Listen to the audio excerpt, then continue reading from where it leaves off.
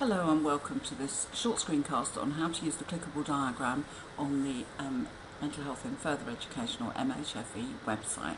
The clickable diagram is the first thing that you see when you land on our homepage, and that's what we're looking at now, and I hope it's enticing you to want to click it. What we're going to do is just show you what happens and how to find your way around it. Okay. The topic headings that appear on the clickable diagram are also repeated in the left-hand sidebar as an alternative way of navigating your way around the site. Okay, so first of all I'm going to click one of these sections, and this time it's the one on learners.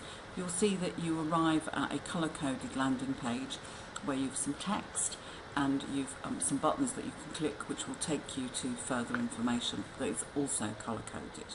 Okay, and then as normal you would click links in order to go to further content on the website.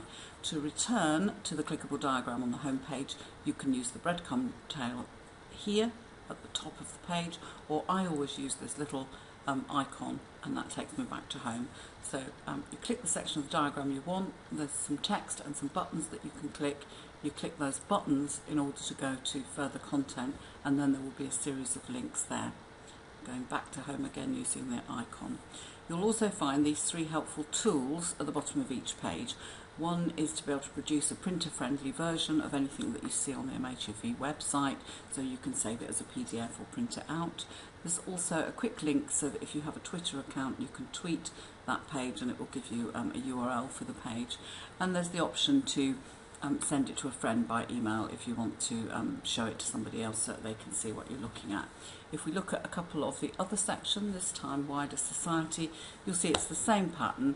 There's some colour coding, a series of buttons and some text that explains how this works. What this one really illustrates well is how the different elements of the clickable diagram fit together. They're interrelated and they overlap with each other, so you can see that of the 6 buttons that are here, 5 we've colour-coded as specifically being related to the wider society section of the diagram, but we've also put in a button that links to social policy because of the close relationship between the conditions in society and our social policy at any given time. If you click that, you can see it takes you to the landing page for policy on the website.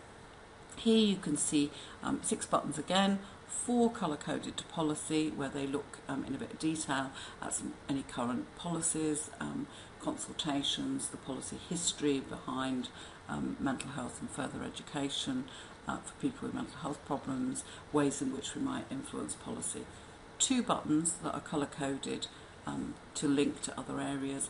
The silver one links to partnership working and looks at how we put policy into practice, and the multicoloured one here, keeping up to date, links to these 4 menu areas that you will see on the home page and on each landing page, and they relate to our news forum, which covers all areas of the clickable diagram, networking, which covers all areas of the diagram, library, which contains resources that relate across the whole of the diagram, and continuous professional development.